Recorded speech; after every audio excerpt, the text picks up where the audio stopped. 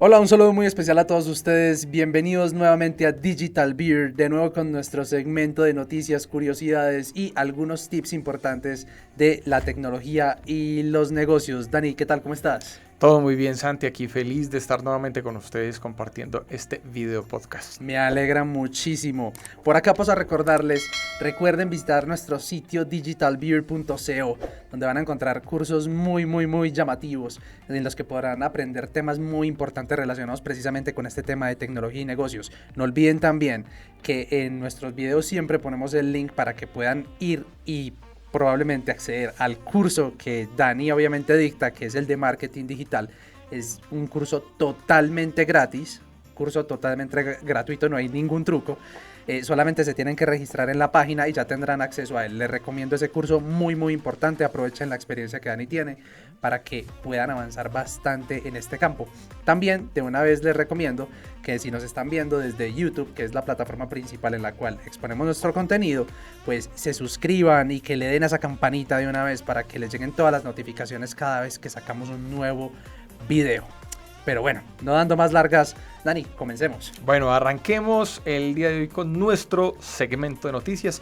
Tenemos varias noticias muy interesantes sobre el tema de tecnología. Como siempre, les traemos esto para que ustedes estén a la vanguardia de todo lo que está pasando en el mundo tecnológico y sobre todo también de temas de marketing y desarrollo. Así que vamos con la primera noticia. Tenemos para esta semana, como siempre, pues bueno, Starlink sigue avanzando en cuestión de alianzas con diferentes empresas para poder empezar como a distribuir un poco más el servicio. Ahora, cuando estamos hablando de Starlink, por lo general surge la duda de, bueno, esto sí va a funcionar, sobre todo pensando en territorios donde realmente la conectividad es realmente baja o prácticamente nula. Eso es lo que todo el mundo se pregunta, o sea, si esto puede funcionar, por ejemplo, en una zona selvática o incluso a mar abierto. Pues se supone que esa es la idea. Esa es la idea, exactamente. Entonces, bueno, hablando de temas de mar abierto, pues precisamente ya vino la primera alianza. Es una alianza muy interesante con Royal Caribbean, que es esta empresa de cruceros Súper que tiene, conocida. Sí, exactamente, que tiene incluso más líneas. Ellos tienen más marcas dentro de los cruceros. Tienen, pues, bueno, una cantidad de barcos increíbles. Es una de las empresas más grandes de crucero del mundo. Hicieron ya la primera alianza con Starlink para poder prestar el servicio de internet a todos sus usuarios o sus clientes, pues la gente que está turisteando pues en estos barcos en pleno mar abierto. Esto es increíble pues porque ya se hizo la primera prueba piloto donde uno de los barcos de Royal Caribbean pues instaló como toda la recepción de señal de las antenas de Starlink. Y mientras que el barco iba haciendo todo su recorrido, los usuarios, todos los turistas se conectaron a internet de manera satisfactoria. O sea, todos reportaron y calificaron incluso la conexión de una calidad muy buena, muy alta. Entonces, eran zonas donde anteriormente pues ni siquiera había la probabilidad de que existiese la conexión. Señal de celular Sí, para no hay poderse señal. comunicar. Exacto, o sea, son zonas totalmente complejas para comunicación. Y ya es prácticamente, no sé si la primera vez, pues porque seguramente habrán barcos de guerra y todo eso que sí tienen ese tipo de conexiones, sí. Pero es la primera vez que, por ejemplo, a nivel de turismo se puede establecer una conexión en estas zonas o en estos lugares pues como tan alejados de todas las antenas y todas las señales. Entonces se hizo la primera prueba piloto y fue exitoso. Entonces Royal Caribbean decidió instalar esto en todos los barcos y esto no va a ser a cuestión de largo plazo, esto es corto plazo. Se dice que para 2023 todos los barcos, a inicios de 2023 todos los barcos van a tener esta conexión instalada. Entonces esto seguramente va a hacer que más usuarios se animen a viajar y a vivir esta experiencia. Me parece muy interesante porque bueno, esto ya da la prueba de que evidentemente Starlink sí funciona para esas zonas que decíamos precisamente al principio de la noticia, que son inhóspitas o que puede que sea más difícil que llegue la señal. Pues Dani, precisamente para allá iba, porque la gente dirá, venga, pero esto porque es importante. Efectivamente, no tanto el hecho de los cruceros, pues porque ustedes bien saben que nuestros podcasts noticiosos no están enfocados a temas de hobbies o turismo, sino más bien temas de tecnología y negocios. Nosotros decíamos cuando en nuestros podcasts anteriores llegamos a hablar de Starlink, específicamente cuando Starlink llegaba a Colombia. De hecho, uno de nuestros suscriptores estuvo preguntando en los comentarios cuándo para Bichada, si no estoy mal. Sí. Pues nosotros no sabíamos, pero claro, está precisamente ese tema, ese pensamiento en el cual uno dice, venga, pero ¿será que sí nos servirá a nosotros en zonas rurales? Por ejemplo, pensemos ya ni siquiera en la conectividad para... hablando de civiles propiamente, hablando de personas del común, sino ya cosas más grandes como por ejemplo colegios rurales, universidades que estén más alejadas y que necesiten conectividad. Hoy en día todo el mundo debería tener conectividad a Internet, que es la fuente de información más grande que existe. Y pues esto precisamente más que el tema de hobbies y de turismo, lo que está diciendo Dani es que efectivamente el hecho de que a mar abierto funcione, que es una parte donde fijo no había conexión a celular, de hecho dichas empresas lo catalogaban como una forma de desconectarse del mundo, en el cual tu celular ya no te sirve para nada. Pues aquí están demostrando que sí sirve. Sí sirve entonces la conectividad a Internet, y lo cual esto nos daría pie a que probablemente en cualquier parte del planeta, siempre y cuando la cobertura de satélites de Starlink sea lo suficientemente grande, pues podríamos tener una conexión satisfactoria. Eso es algo que me alegra mucho. Espero, obviamente, con la adopción de esta tecnología, que el tema de los costos se regule bastante para que la accesibilidad sea mucho más sencilla, específicamente hablando, por ejemplo, de Colombia, donde las zonas rurales, por lo general, son las zonas más afectadas económicamente o más pobres, pues no pueden tener acceso a tecnología muy costosa. Por eso espero que con la adopción empiecen a regularse los costos y sea una vaina de fácil acceso para todo el planeta, ¿cierto? Esperemos que sí. Bueno, vamos a hacer una pausita para que no perdamos aquí nuestra tradición de destapar nuestra cervecita, Dani, y vos vas a tener el placer de decirnos qué tenemos para hoy. Voy a presentar la cerveza que tenemos. Esta es la Liefmans. Es una cerveza que, bueno, me sorprende porque estoy investigando y es una cerveza que tiene un proceso muy artesanal, a pesar de que es una cerveza industrial. Entonces, es una cerveza que tiene una elaboración o un añejamiento que incluso podría llegar a ser más largo que el de otras cervezas, que es de 4 a 12 meses, tiene 8 grados de alcohol, tiene sabores más o menos agridulces, a caramelo, parece ser muy buena. Vamos a probarla entonces. Yo nunca la he probado. Pues no, yo nunca la he probado, esta es la primera vez, vamos a hacerlo aquí en pleno podcast, a ver qué tal resulta. ¿Querés saber que yo juraba que yo ya había visto la botella? No sé por qué me daba la impresión, primero, de que era una cerveza suave, y segundo, que era una cerveza lager, que fuera un color más dorado, más amarillesco, y totalmente lo contrario de todo lo que yo creía. Sí. Es una cerveza de 8 grados, vos lo diste, y segundo, es una cerveza negra. Sí. Cero, no me lo imaginaba. Increíble, sí, pero se ve como rica. Bueno, Santi, salud. Salud. Mucho gas, ¿no? Ok, perfecto. Bueno, entonces avancemos, Santi, entonces, si quieres, con la siguiente noticia. Listo. La siguiente noticia, un tema importante, volvemos a hablar de temas de seguridad. Esta vez ya no vamos a hablar ya no son redes sociales, pero sí tiene que ver mucho con lo social. Hablamos del tema de Teams. Para los que lo conocen, los que están en el mundo empresarial, generalmente es la plataforma por excelencia que se utiliza para comunicar a los empleados entre sí. Okay. Teams, incluida por ejemplo mi empresa, lo usa, pero tiene una vulnerabilidad que se encontró una empresa que se llama Vectra. Es una empresa de ciberseguridad que utiliza inteligencia artificial para encontrar vulnerabilidades en plataformas empresariales, plataformas pues grandes, hacen escaneos para precisamente ofrecer sus servicios y todo esto, ¿cierto?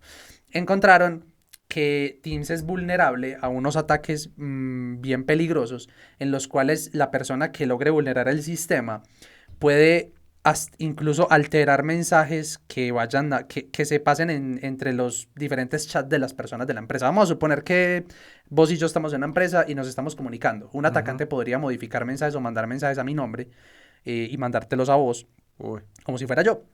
Esa es una de las cosas. También puede, por ejemplo, acceder a los cronogramas de Outlook, pues para poder modificar fechas de reuniones, cosas de este estilo, calendarios, perdón, cronogramas, no, calendarios. Pueden hacer un montón de cosas, pueden incluso hasta subir archivos a SharePoint y tener acceso a un montón de privilegios importantes. Ahora bien, complicado. Como tal, el hecho de que yo pueda modificar una conversación o suplantar la identidad de una persona mandando mensajes en la empresa, ya abre algo muy importante, y de hecho toco un punto que yo hablé la semana pasada cuando estuvimos hablando en el podcast de seguridad, cuando dimos unas recomendaciones frente a un tipo de ataque cibernético que se llama phishing.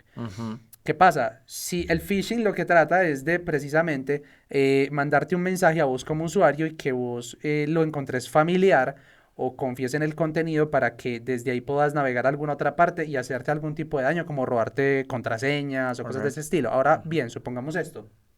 Supongamos que vos sos mi jefe y alguien vulnera tu aplicación. Ojo, Teams tiene la vulnerabilidad, pero es la aplicación de escritorio, es decir, la que se instala dentro del computador. O sea, la que está en las aplicaciones no. La que está hay una que funciona en el navegador. Esa no tiene el problema. La que tiene el problema es la otra. Entonces, O sea, la aplicación de escritorio. esa es la que tiene el problema, ya, la de ok. escritorio.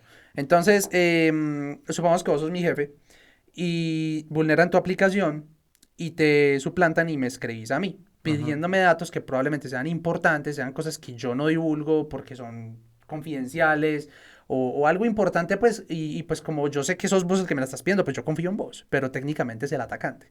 Mm. Entonces, eso podría derivarse como una especie de ataque de phishing. O vos decís, hey, parce, necesito que te registres en este sitio para algo de la empresa, ta, ta, ta, ta. Y uno se registra y termina haciendo algo que Entregando todo. es entregando información que no es. Entonces quiero como aclarar de que precisamente es algo muy peligroso.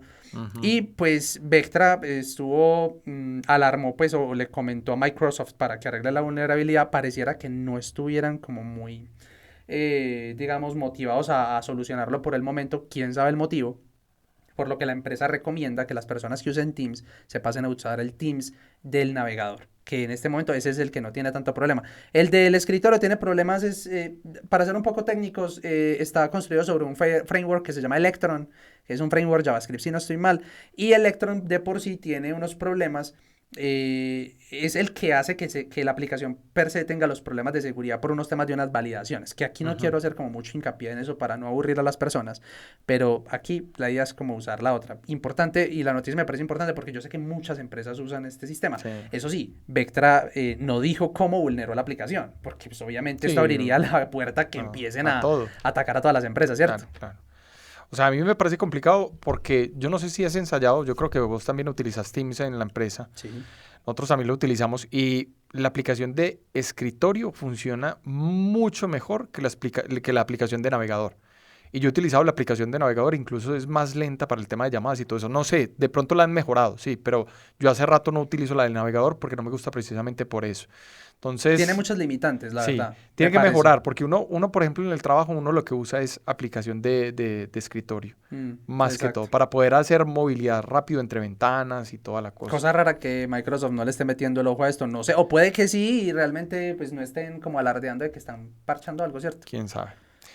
En fin, bueno, vámonos entonces con la siguiente noticia que está relacionada con el mundo de los videojuegos y del consumo de contenido en Internet. Bueno, esta semana principalmente traigo una noticia especial es porque vemos que los consumos o la lucha ahorita de tiempo en Internet pues está bastante reñida entre diferentes plataformas, diferentes formas de hacer las cosas o de gastar el tiempo. Resulta que una compañía que se llama Bain Company hizo un estudio entre la generación Z, o sea, personas o jóvenes, pues, que es la, digamos, la generación más joven que ya está empezando como a utilizar todas las plataformas tecnológicas y todo. Y resulta que dio con el hecho de que esta generación invierte alrededor de 12 horas semanales en temas de videojuegos. Pero eso no es lo más interesante, sino que resulta que esta generación incluso invierte más tiempo en videojuegos que en redes sociales, en plataformas, en, bueno, una cantidad de cosas que hay en video, en podcast, en, bueno, en todo. Esto es muy, muy interesante porque esto abre el espectro sobre todo para todo lo que se viene en términos de videojuego, que incluso lo hemos comentado también en otros podcasts. Para hacer como una comparación más o menos del tiempo que invierten los usuarios en redes sociales, dicen que más o menos el promedio está, sobre todo en los usuarios acá en Colombia, de redes sociales está en 3.5 horas. O sea, cada colombiano le invierte diario 3.5 horas en promedio a las redes sociales. Eso Eso es es mucho. bastante. Es Eso es mucho mucho. Sí. considerando que cuánto dormimos, o Sí. sea, son ¿Y son cuánto 3.5 de trabajamos? lo Y que todo. Sí. estamos despiertos mientras hacemos un Sí. resto de Claro que yo cosas. digo, ¿y cuánto trabajamos? ¿Será ¿Y que sí cuánto estamos trabajo? trabajando? Porque ese consumo está un Cállate. poquito, ese consumo está alto. En fin, entonces son 3.5 horas relacionado con estos jóvenes que le están invirtiendo dos. Bueno, estamos hablando de chicos más o menos de 13 a Bueno, pero 17 son 12 años. semanales o 12 Sí, diarias, 12 porque semanales, sí, diaria sí. sería No, vivo comiendo, vivo jugando. sí, no, son 12 horas semanales. Listo, igual es Pero bastante. igual es bastante. Sí. Claro, obviamente estamos hablando de pelados que todavía no están trabajando, pues no, Mm. todavía no tienen un empleo, no tienen obligaciones, seguramente están o estudiando y ya está, y tienen parte del tiempo libre, pero le están invirtiendo mucho tiempo. Pero eso deja ver como la tendencia de lo que se viene a futuro. Habíamos hablado, por ejemplo, que la tendencia en el podcast que habíamos tenido de videojuegos, que lo pueden ir a ver, ese podcast habíamos hablado de que posiblemente los videojuegos le quitaran participación a los juegos o los deportes reales, ¿sí? Que posiblemente en el futuro la audiencia de estos juegos fuese incluso muy superior a la de los deportes. Eso, Lo hablamos, los sí, esports. exacto. Entonces eso va a generar pues como una audiencia impresionante y sobre todo que eso nos deja ver también hacia dónde va el marketing. O sea, el marketing hoy en día está a través de las redes sociales, a través de las pantallas de televisión, con el marketing tradicional, con todo eso. Entonces en los videojuegos ya se están empezando a mostrar cosas. Por ejemplo, cuando uno está jugando FIFA, uno puede ver que hay marcas que han patrocinado diferentes cosas y salen las marcas dentro de los juegos. Pero esto se hace, digamos, a una escala que todavía no es posible, o sea, es decir, no a gran escala, es muy costoso salir ahí. Ahí solamente salen las grandes marcas. Entonces, ¿cómo hacer para que, por ejemplo, en los videojuegos que se juegan en tiempo real, hayan segmentos donde uno pueda salir dentro de esos segmentos, no precisamente planeados, sino como, por ejemplo, por medio de una plataforma publicitaria, así como hoy en día uno lo hace a través de Facebook, que uno a Facebook le dice, mire, yo quiero salir para este tipo de personas que les gusta o que tienen estos intereses.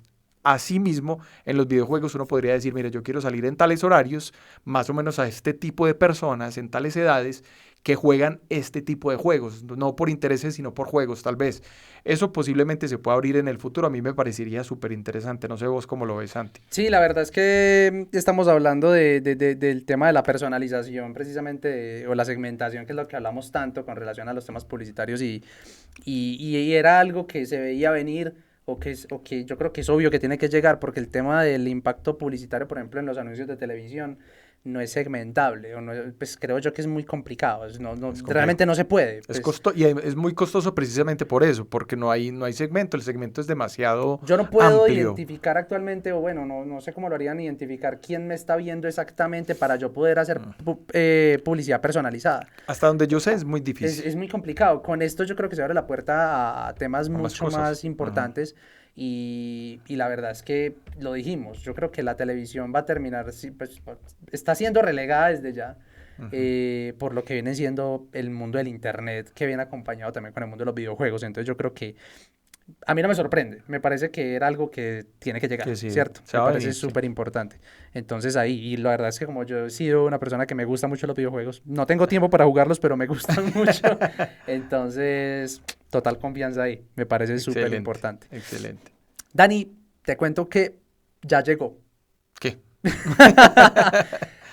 Hablamos hace mucho tiempo de los primeros podcasts que hicimos. Ujú. Hablamos de una criptomoneda que es Ethereum. Sí, O bueno, Ether es la moneda. Digamos etcétera. que, bueno, sí, Ujú. ya me entendés. Habíamos hablado de que la forma de trabajar principalmente las monedas, Ujú. especialmente lo que era Bitcoin, Ethereum en su momento, era una vaina que se llamaba POW o Proof of Work, Ujú. que lo que abría era la puerta a temas de minería. Que Sí. para las personas que les recomiendo que hagan el podcast para que entiendan todos los datos técnicos y no tenerlos que volver a comentar aquí para que no se haga muy pesado el podcast. Básicamente, las personas podían ganar porciones de la divisa Ujú. haciendo un trabajo que se llama minería, que es básicamente una comprobación de transacciones que ocurrían dentro de la blockchain asociada a la moneda. Resolver el Sí, vuelve y problema. juega. Si no Ujú. están entendiendo nada, les recomiendo el podcast. Allá lo explicamos, mejor dicho. De En hecho, de detalle. los primeros podcasts, primero, si quiere, vaya en el de blockchain y segundo, vaya en el de Ethereum para que entiendan de qué estamos hablando. Entonces, el tema de los mineros es que tenía un problema muy grande Ujú. y era que cada vez era más complejo informáticamente o a nivel de poder de los computadores poder comprobar esas transacciones. Sí. Era cada vez más difícil. Ujú. Y entonces era cada vez que lo lograbas ganabas una Una recompensa en recompensa, sí. Ethereum y pues Ujú. era jugosa. Pero para poder hacerlo necesitas máquinas muy, muy, muy Muy pro. potentes. Ujú. Inclusive en muchos casos la gente hacía granjas de tarjetas de video que son básicamente procesadores mucho más potentes.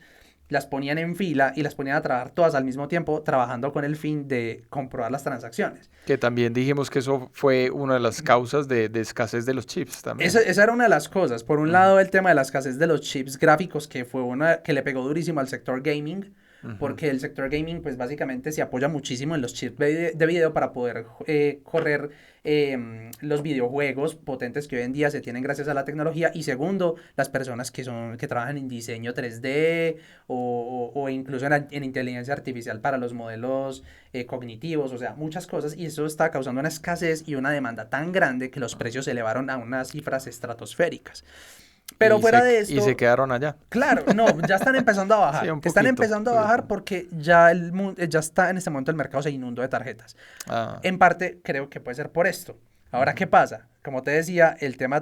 bueno, uno de los problemas que tenía el tema de la minería es el tema del consumo energético. De hecho, estaban diciendo una cifra que están diciendo por aquí con Ethereum, es que estaban consumiéndose para el tema de la minería en Ethereum el equivalente energético al consumo de un país mediano. Solamente a nivel de minería de Ethereum. Entonces, ellos van a cambiar a otro modelo que también lo explicamos en dicho podcast que se llama POS, Proof of Stack. Entonces, básicamente, ¿qué pasa? Ya no requieres máquinas tan potentes para poder minar, incluso ya lo puedes hacer hasta con una laptop. Excelente. Pero implica cosas, como que, por ejemplo, vos tengas que tener divisas propias para poder, como, entre comillas, apostarlas o entregarlas como para poder tener permiso para entre comillas, ya no se llama minar, sino que ya sos un comprobador de transacciones. Pero sí, el proceso es diferente por debajo, allá explicamos todo el concepto técnico, más o menos cómo funciona.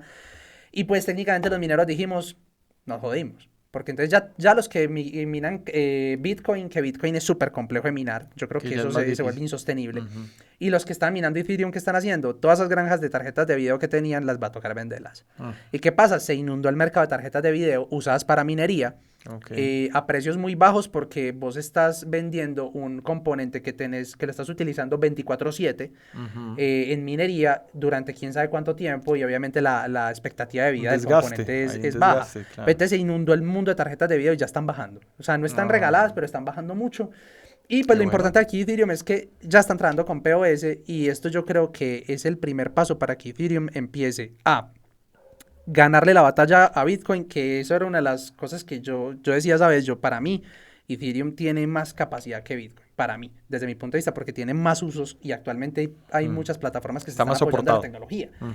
Y yo creo que, claro, y aprovechando que el precio del Bitcoin está bajito, entre comillas, del Ethereum está bajito, puede ser una buena inversión meterle ahí, aprovechando que ya cambió modelo, hay mucha expectativa, y segundo, muchas plataformas lo van a seguir usando porque ya la huella de carbono, ellos están diciendo que actualmente disminuyeron la huella de carbono de Ethereum en más de un 99%. O sea, el consumo energético que implicaba el minar Ethereum en el modelo viejo, POW, comparado con el actual, que es POS, baja un 99.99%. Según los análisis que están haciendo las personas que están trabajando en este medio. Me parece una cosa importantísima. Lo habíamos anunciado que eso iba a pasar.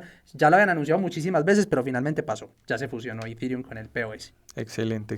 Yo creo que esas cosas ya van asentando como el mercado. Pues también habíamos dicho que de una u otra manera pues hubo como un boom de criptomoneda. Sí. Donde todo el mundo lo que estaba haciendo era tratar de ganarle pues como a ese instante mágico donde la cifra subió bastante, sobre todo jalonado por el Bitcoin, y luego ya entonces empezó como a sentar. Y yo creo que ya sigue como la segunda etapa, que para mí es como la más interesante, no donde uno es como inversor, sino como usuario de la criptomoneda.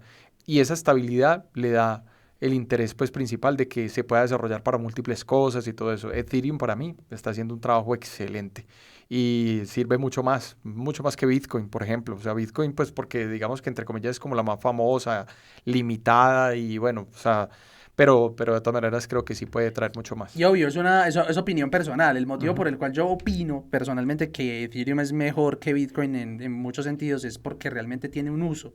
Bitcoin, desde mi punto de vista, es un tema de inversión, es un tema que hablamos de especulación, es una moneda especulativa. Exacto. Solamente especulativa, o sea, por el mero hecho de que la gente cree que va a subir, sube. Sí. Y si otros creen que va a bajar, baja, pero no hay como algo que lo soporte. Desde mi punto de vista, obviamente con mi inexperiencia, yo diría que no hay mucho más que la especulación versus que Ethereum, el acogimiento de la tecnología por parte de plataformas que funcionan bajo la blockchain de Ethereum hace que se vuelva más confiable y que haya mucho más respaldo fuera del tema especulativo que siempre va a estar. Claro. En el tema de las monedas, de las criptomonedas, siempre el tema especulativo va a estar, yo creo que en cualquier divisa, pero sí, aquí siento que hay más respaldos. Todo lo que sea transable va a tener siempre un esquema de especulación, pues sí, porque precisamente es global y movible, pues, o sea, se mueve económicamente, entonces es normal, pero que también sea estable es importante para que la gente lo use con menor temor. O sea, hay gente que no quiere invertir, hay gente que quiere utilizarlo para el diario, para ir a la tienda y comprar algo, por ejemplo. Eso me parecería todavía más interesante. Entonces, sí, chévere que se avance por ese lado. Listo, Santi, vamos entonces a la siguiente sección, que es una sección nueva, básicamente que hemos creado para poder ayudarles a ustedes, seguirles apoyando como con cosas o temas interesantes relacionados con la tecnología, con el mundo del marketing, con el desarrollo. Habíamos hablado incluso en el podcast anterior, yo le había quedado debiendo algo a la audiencia, pues a los televidentes que nos ven o que nos escuchan, es un tema de SEO realmente. Quería hablarles sobre algo de SEO, unas recomendaciones pequeñas, sobre todo para la gente que tiene sus negocios en internet, que dice, bueno, yo hace rato tengo una página, pero esa página no recibe visitas, ¿cierto? Tienen buen contenido, Y pero... tienen buen contenido, tiene buena fotografía, me gasté un tiempo importante o incluso hasta invertir un buen dinero para poder que otras personas la crearan y nadie la visite. El alojamiento me está valiendo una plata. También, o sea, nadie llega, ni siquiera los amigos, ni los familiares, o sea, nadie te ve. Entonces, triste, sí, eso es una realidad. Es una realidad del día a día de todas tirando las el empresas. linkcito de la página a un grupo de WhatsApp. Eso, que solamente cuando uno la tira por WhatsApp, ese día tiene visitas y 3 luego ¡pum! visitas. Duración de la visita, 5 segundos. Eso pasa mucho. Entonces, ¿qué hacer precisamente para no sufrir con eso? Obviamente estamos hablando de aquí unas recomendaciones que van a tener un proceso pues que no es de la noche a la mañana, o sea, no es en el corto plazo. El SEO, que básicamente significa posicionamiento en buscadores, es una actividad estratégica que se hace más bien a mediano y largo plazo. Es algo que va a ir despegando y que hay que hacerlo como con mucha disciplina, con mucho juicio, no abandonarlo porque simplemente no se ven resultados, entonces ya, digamos, no, eso no funcionó, entonces no hagamos esas prácticas. La idea principalmente es que el proceso creativo del contenido que se pone dentro del sitio web, desde que nace esa idea hasta que se publica la idea, pues se siga como un esquema de pasos que son sencillos, que cualquier persona los puede aplicar. Aquí no necesita uno, digamos, como irse de la mano de un experto. Ahora, ojo con esto, no estoy diciendo no contraten a los expertos. Obvio, si uno tiene el dinero, el capital para poder contratar una agencia, un experto, un consultor, va uno mucho más a la fija. Porque y se ahorra tiempo, pues. Sí, se ahorra mucho tiempo, porque esa persona te va a decir en detalle, con detalle. Aquí voy a dar una serie de pasos que son muy generales, como por ejemplo, en el momento de creación de la idea. Generalmente, ¿qué pasa? Cuando uno tiene una idea, pues uno va y la publica tal cual como está, allá en el sitio web o en el blog, y no la valida. Lo primero que hay que hacer es validar esa idea. Entonces hay unas herramientas que se llaman, por ejemplo, SEMrush o Ahrefs, que son herramientas o plataformas que algunas de ellas pues tienen unas versiones como pagas, donde uno va y valida cuál es el volumen de tráfico que puede tener una idea en particular, a través de palabras claves o a través de tópicos.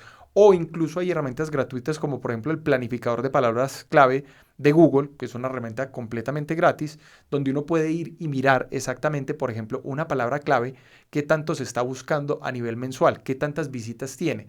Y si tiene muy pocas, pues ¿para qué voy a escribir sobre eso si realmente no voy a tener tráfico? Si tiene muchas, o bueno, si tiene más o menos un nivel intermedio, interesante porque no hay mucha competencia. O si es muy, muy alta, entonces puede que tenga también mucha competencia. Tampoco es que si tiene un nivel de búsquedas muy alto, sea interesante porque de pronto ahí vas a tener un nivel de competencia bastante alto. Entonces es validar primero tu idea.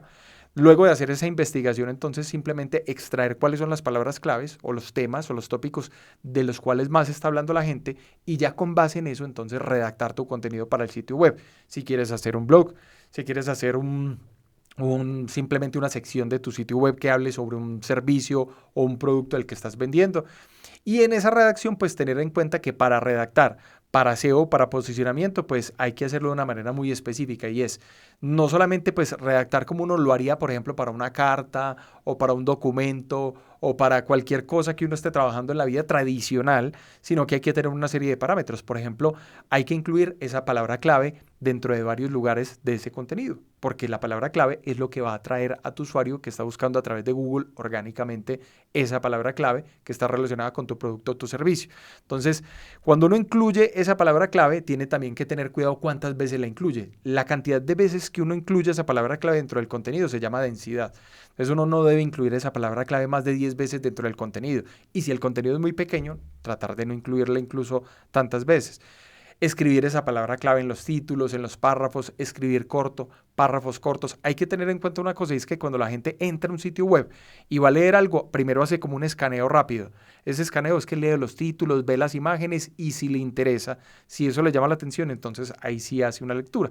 Y finalmente entonces subir esos contenidos y tener en cuenta que cada página tiene algo que se llaman los metadatos. Esos metadatos es lo que uno tiene que llenar, que son unos snips que salen directamente en Google. Cuando alguien está buscando en Google, mire que sale como un extracto, el título y el extracto de cada uno de los temas. Eso es lo que se conoce como los metadatos. Hay unas aplicaciones o unos widgets, por ejemplo, hablando puntualmente de WordPress, que te facilitan el hacer esto, que es poner simplemente el título con la palabra clave y un pequeño resumen de lo que se trata tu artículo o tu contenido. Eso facilita que Google, en el momento en que esté buscando tu sitio para ver de qué se trata, pues lo pueda posicionar mucho más fácil.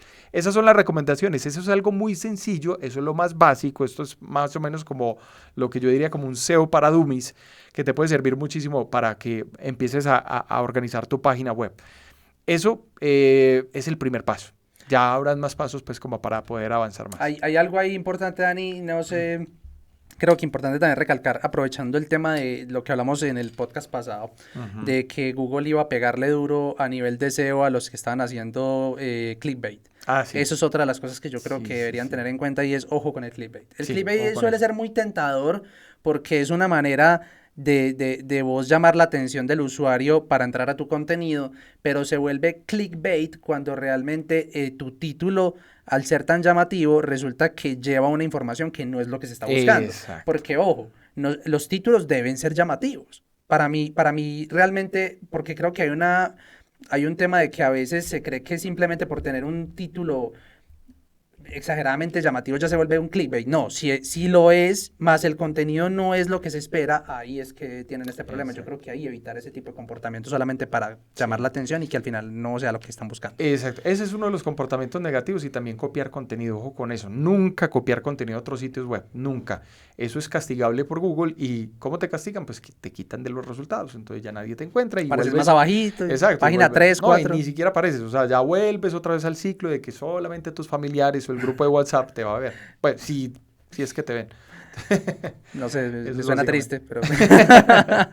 Eso es básicamente todo, Santi. Entonces, yo por aquí también vengo con unos tipsitos, algo importante. Excelente. Ya no es noticioso, pero sí me parece muy importante para las personas que les llama la atención el mundo de la programación. Súper. Principalmente para personas que no se han incursionado aún y que les ha llamado la atención de pronto con los podcasts que hemos hecho. Los invito a ver el podcast de programación que hicimos hace un tiempo, bastante interesante.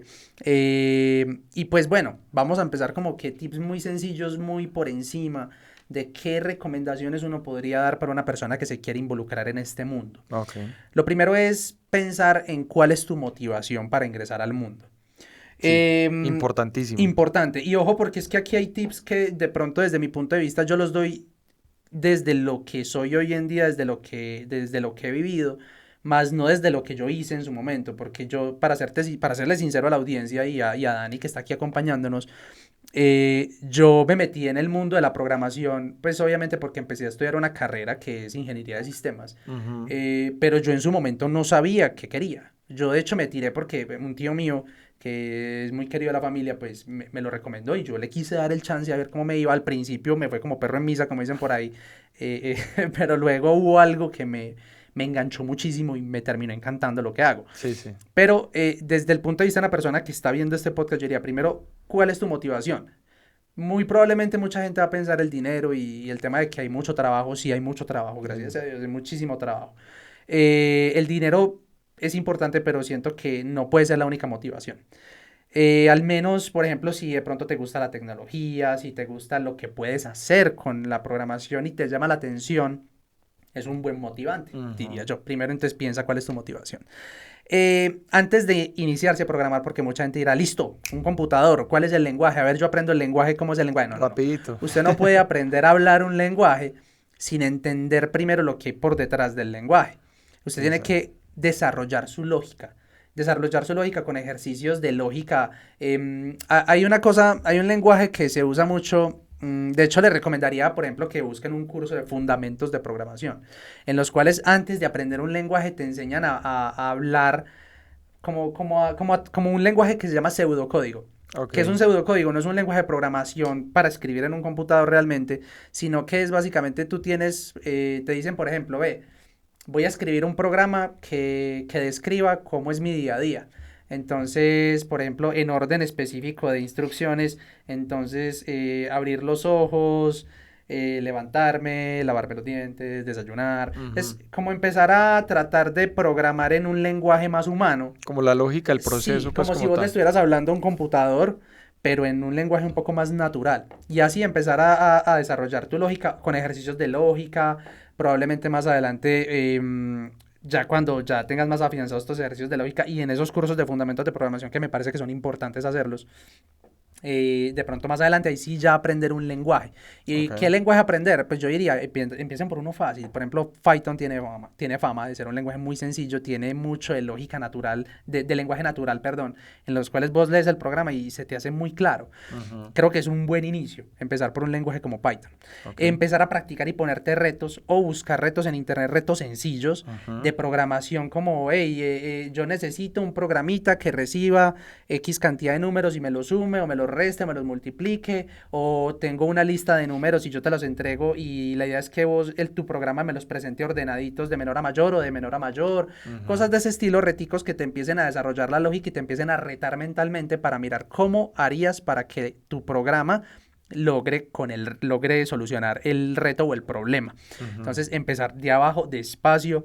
En cuestión de lenguajes, el que quieras, realmente no importa. De hecho, si quieres empezar por un lenguaje que ya se use mucho empresarialmente, como por ejemplo un Java o un .NET, que realmente .NET es un pack de herramientas donde está C Sharp, un montón de cosas que no quiero enredar aquí a la gente. Está por ahí C++, C, Ruby, muchísimas cosas, pero el que quieras. Pero Ujú. obviamente empezar, yo te recomiendo el más facilito.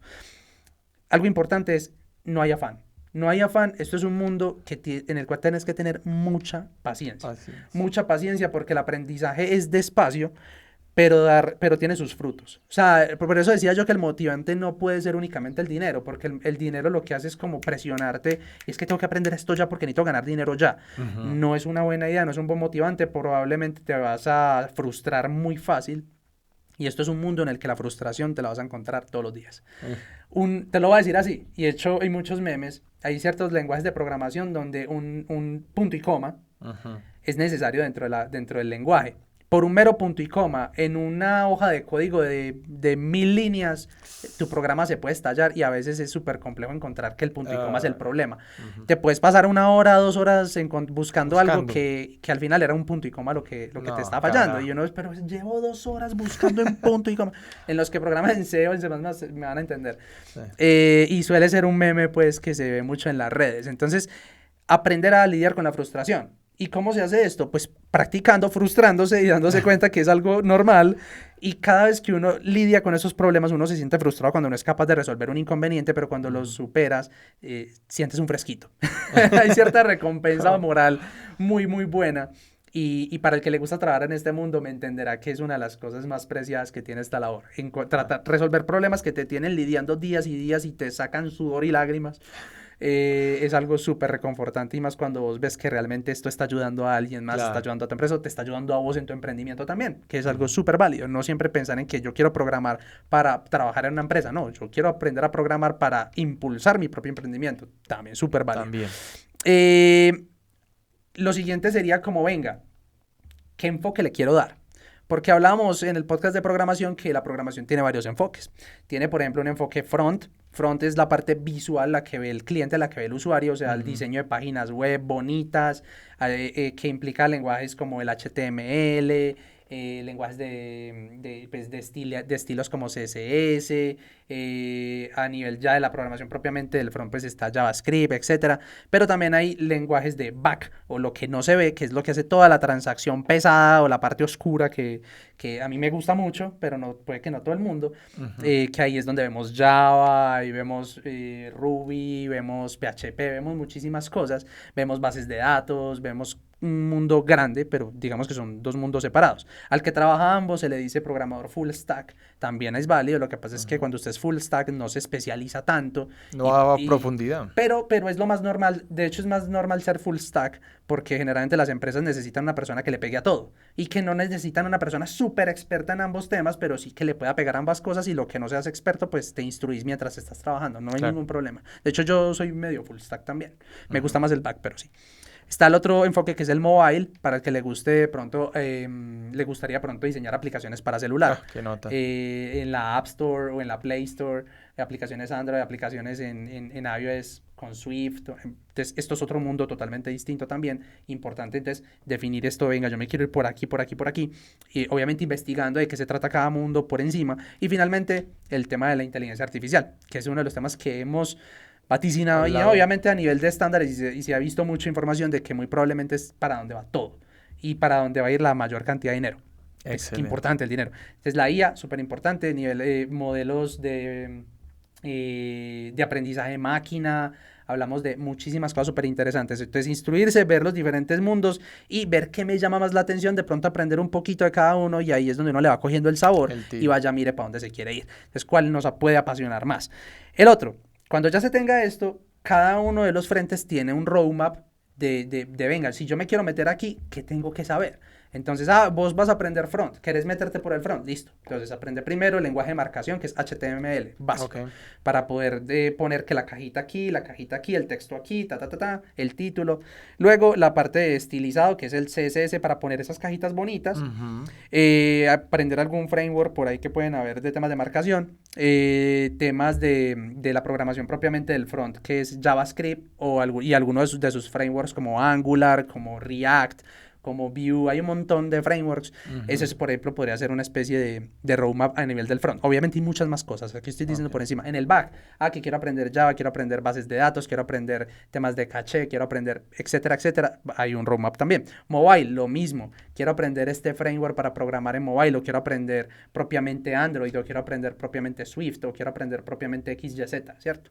A nivel de IA, ahí sí yo no conozco mucho, y más adelante traeremos un amigo que conoce bastante de este tema para que nos cuente, pero ahí también existirán sus frameworks, existirán sus herramientas, y entonces por eso es que uno se puede ir metiendo, le coge el sabor, no me gustó, me paso para el otro, miro a ver qué me gusta front y back, listo, me voy a meter full stack, voy a aprender un poquito de todo y hago aplicaciones completas por mi cuenta, por ejemplo. Entonces, y finalmente, lo más importante en este mundo, el que se mete no puede parar de aprender. Aquí todos los días hay algo nuevo para aprender, todos los días hay algo nuevo por pulir, uno nunca tiene todo el conocimiento, cada vez que uno se mete más, Dani, eso suena muy cliché, pero mientras uno más se mete, más se da cuenta que menos sabe.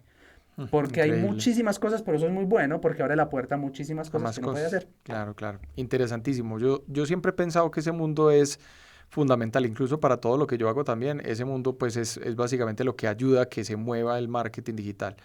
Y me parece que es algo que incluso debería convertirse como una asignatura del colegio y de la universidad, porque es algo que puedo aplicar prácticamente en todas las carreras. O sea, cualquier persona podría llegar a utilizar esto, y tener la base, así como cuando uno le enseñan matemáticas, química, todo eso, también debería existir una materia que llame programación. De hecho sí la hay en algunos colegios, pero yo siento que, pero no en todos. ¿Sabes cuál es la cosa? Yo siento que la materia debería existir no tanto para que las personas aprendan, sino para despertar el interés de que lo aprendan. Entonces, si bien yo sé que sí la dan, de hecho yo estudié en un colegio donde la daban, pero ¿vos crees que a mí me interesó la programación cuando la vi en el colegio? Yo la detestaba, porque siento que no le dan el enfoque que se necesita para llamar la atención de la juventud para que se meta a hacerlo. Entonces siento que eso es lo que falta. No es venga yo aprendo a programar, no. Venga yo aprendo a despertarle a usted las ganas por aprender a programar. Muy probablemente haya muchos talentos innatos desconocidos y que nunca se meten en este mundo porque no lo conocen, porque le tienen miedo, porque hay mitos de que la deserción es muy grande. Y sí, la deserción suele ser grande, pero siento que es la manera de enseñar. Por eso es que muchas veces nos encontramos con personas que están metidas en este mundo, que son personas súper tesas, personas que conocen demasiado y que ni siquiera tienen un título universitario. Muy probablemente sea problema de la educación en el cual no nos enseñan las cosas de la manera adecuada para que le cojamos amor a la carrera. Hablando de eso, del tema de educación, yo conozco una plataforma en la que yo incluso en este preciso momento estoy inscrito, que se llama Platzi, platzi.com. Platzi. Para mí es muy buena, o sea, tiene unos docentes excelentes porque contratan gente que es básicamente gente que tiene experiencia en el tema, más no gente que sabe del tema, que es bien diferente. O sea, por lo general lo que yo he visto, sin mencionar ninguna marca, ninguna universidad, pero contratan gente que sabe la teoría, básicamente. Pero no la aplica. Exacto, pero no la han aplicado nunca. Entonces, esa gente te enseña desde una perspectiva que precisamente genera eso que estás hablando, que es como no darle como esa visión a la persona de lo que realmente podría llegar a lograr con algo. En Platzi me he encontrado con eso agradablemente, con gente que es de empresa, gente que está trabajando, gente que ha creado startups, gente que tiene a cargo proyectos muy grandes. Entonces uno dice, caramba, o sea, te está enseñando a alguien que está en este momento en la jugada, que sabe como cuáles son los errores, los baches, la curva de aprendizaje, todo eso. Entonces se las recomiendo ampliamente. Incluso debajo del video les voy a dejar el enlace, les voy a compartir mi enlace, que incluso compartiendo mi enlace, la gente que compre desde ahí, les dan no solamente los 12 meses, sino que le dan 13 meses, les regalan un mes adicional. Entonces los dejo ahí abajo para que ustedes, por si de pronto quieren explorar, me parece súper interesante que lo puedan hacer desde plataforma. Además, pues de que es totalmente en línea, pueden estudiar donde quieran. Hay personas que ahí, ellos han hecho unos estudios súper interesantes, porque a mí me parece que tienen dos cosas fundamentales. Y es lo primero, es que están regalando literalmente por la adquisición de esta plataforma. No vale ni siquiera lo que vale un semestre de universidad y te dan mucho más, ¿cierto?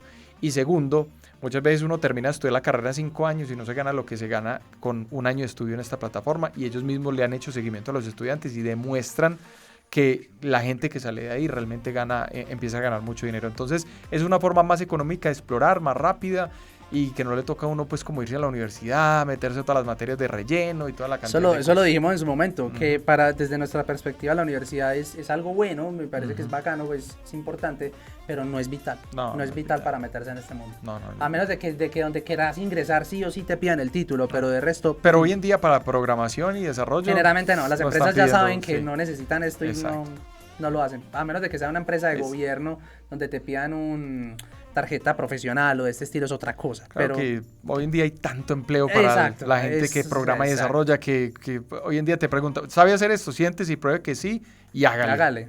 Eso es todo. Ajá. Exacto. Eso es básicamente.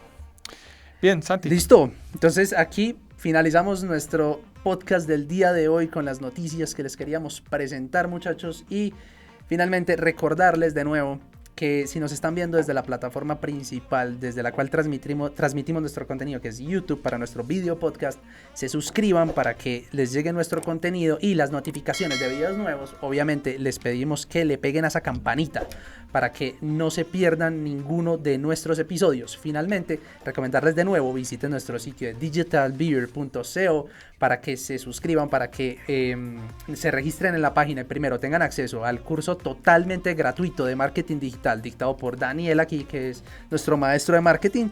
Un curso muy, muy, muy importante, muy bueno para que aprendan cómo lidiar en este mundo. Y adicional van a encontrar otros cursos que ya no son gratuitos, pero van a encontrar un descuento si se registran a través de nuestra página, si llegan a través de ellos, que son de otros temas muy interesantes. Y pues no sé, Dani, ¿qué más queda por decir? No, lo de siempre. Salud, Santi. Salud.